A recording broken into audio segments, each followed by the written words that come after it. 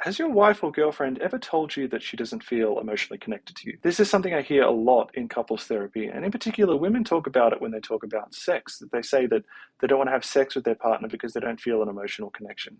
So what does this mean exactly?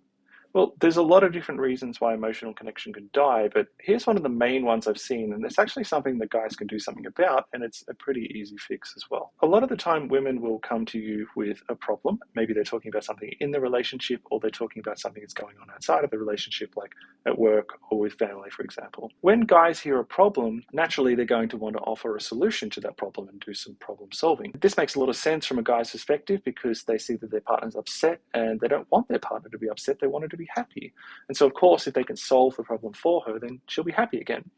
Pretty simple, right? Actually, women aren't really looking for solutions a lot of the time. Generally, they'll make it clear if they are looking for solutions. And a lot of women are actually pretty intelligent and capable and competent, and they don't really need men to solve problems for them. So when they do go to you with a problem and you tell them the solution, they actually often feel really dismissed and shut down. And this degrades the emotional connection in the relationship. So what do we do about this? Well, there's a couple of things you can do that can help to build the emotional connection in these moments. The first is to ask what we call open-ended questions. So this is a question that does not have a yes or no answer.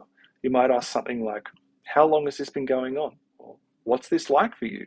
All we're doing is just exploring the problem, just trying to get more information about it without any agenda to try to fix the problem. Because maybe they don't really know what the actual problem is and they're trying to figure it out. And there's something that's really nice about being able to explore that with someone that you trust that really cares about you. The second thing you can offer is something called validation.